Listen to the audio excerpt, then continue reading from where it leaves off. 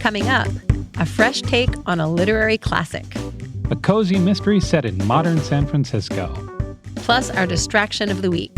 I'm Mel. I'm Dave. This is the Library of Lost Time. I think this is pretty common knowledge among our longtime listeners, but for new bookish friends, hello, my name is Melissa, and my favorite book Chapter 1 is Jane Eyre by Charlotte Bronte. There was no possibility of taking a walk that day. I'm always equal parts intrigued and skeptical when new novels inspired by Jane Eyre are released. Yeah. It's a tricky proposition. Jane Eyre holds such a special place in my heart, and it's so of its time.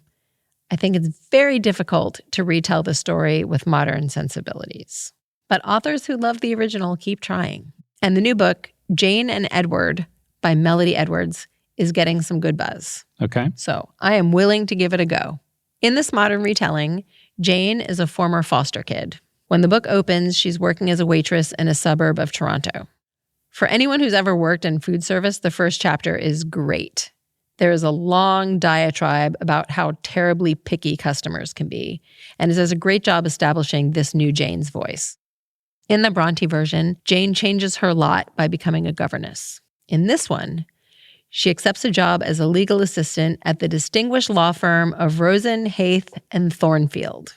People familiar with Jane Eyre will know that Thornfield Hall is the estate owned by our hero, Mr. Rochester. This Jane's new boss is Edward Rosen, an ill-tempered loudmouth who's unable to keep an assistant, until now. As he and Jane go from respectful colleagues to fond friends to more, Jane's independence is at risk, and Edward has secrets. To move ahead with her life, Jane will have to face her past demons and decide if Edward is worth the risk. I'm very curious to see how the Victorian-era secrets of the original are transposed to the 21st century. Yeah. But I'm hopeful. Library Journal said, fans of Jane Eyre will enjoy spotting the Easter eggs. More importantly, the love story stays faithful to the original with the addition of some spice. The publisher has an excerpt, a sample of the audiobook, and a reader's guide online. I'll put links to all of that in show notes. The book is Jane and Edward by Melodie Edwards, and it's out now. My book is Vera Wong's Unsolicited Advice for Murderers. Catchy title. Yeah, it's a new book from Jessie Q. Sutanto. The book starts when Vera Wong, who's 60 and probably watched too many episodes of CSI, Vera Wong finds a body in her tea shop in San Francisco. It belongs to 29-year-old Marshall Chen, and he's got a flash drive in his hand when he dies. Ooh. Yeah. She takes a permanent marker and draws an outline around his body, and then she calls the police. Just helping a little bit. Yeah. Before they get there, she pockets the flash drive. They show up and determine that he died from an allergy attack. Vera decides they're wrong and that she's the only one who can get to the bottom of this murder. Especially since she pocketed some of the evidence. Yeah. Yeah, she's a little soft with the chain of custody there.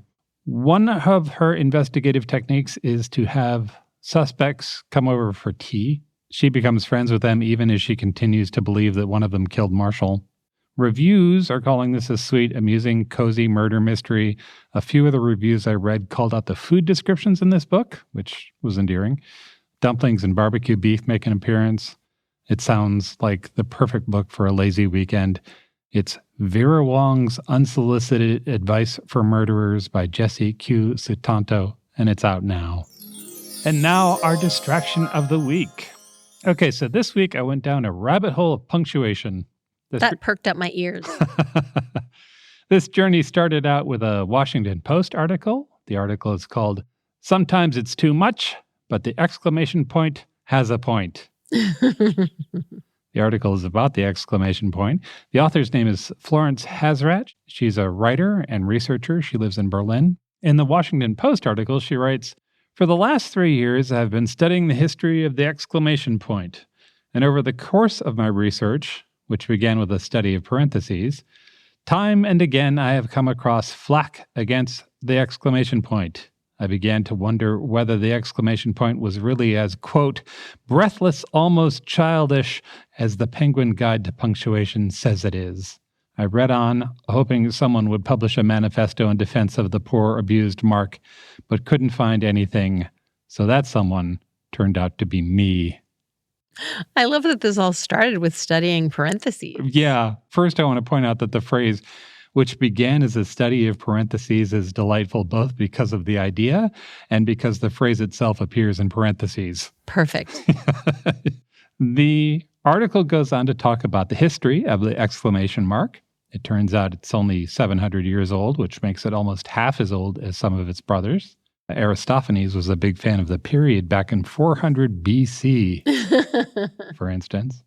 The rest of the article talks about the rise and fall of the exclamation over time and its sordid reputation. We will put a link to that in our show notes. And then at the bottom of the article, it says, Florence Hasrat is the author of An Admirable Point, A Brief History of the Exclamation Mark. And I thought, okay, I'll bite. And I bought her book. I find her book really enjoyable. It's short, it's punchy, it's got a lot of pictures. It's a certain kind of fun nonfiction book that still has some things to say. It's still got some weight to it. Hasrat writes about different kinds of exclamation points and how the exclamation has been used in politics and culture, how some people view the exclamation point as feminine, perhaps because of its excitability, and how wrong-headed that is. She also points to a bunch of uses of the exclamation point that I had not seen before. For instance, she mentions that back in 2010, the children's TV show Electric Company had hip-hop legend LL Cool J do a rap on different punctuation rules. A punctuation mark, you have to know what to do. A period, comma, question mark, and an exclamation point too. That's amazing. We will put a link to that whole video in our show notes. Overall reviews for An Admirable Point have been good. There haven't been a ton of them, but it did just come out in March a few days ago. I've read one negative review that I thought was amusing. I'm going to share it here. On Goodreads, KJ Charles writes, despite being brief, this was too long. The excellent semicolon, the past, present, and future of a misunderstood mark uses a single punctuation mark as the springboard for a really interesting read. So I was hoping for similar here.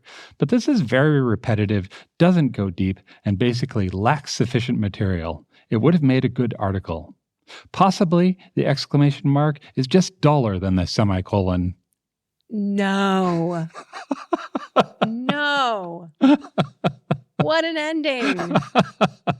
So where do you fall on the inherent dreariness of punctuation marks? I'm a fan of the interrobang myself. Sometimes you just need the question mark and the exclamation. Yes. If you want to decide for yourself which is a superior book, we will link to both in our show notes. Visit strongsenseofplace.com/library for more nerding out about punctuation and links for the rest of the books we discussed in this episode. Thanks for joining us in the Library of Lost Time. Remember to visit your local library and your independent bookstore to lose some time yourself. Stay curious! Exclamation point. We'll talk to you soon.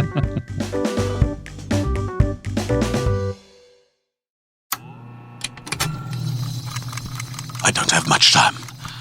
I am being transported by the Ecclesiad vessel Merkava to stand trial for heresy of the highest order. But I will not renounce my work, and to my last breath I will speak the truth of this plague-ridden world, that ours is not a loving God, and we are not its favored children. The Heresies of Red Elf Bandwine, Chapter 2, coming May 1st.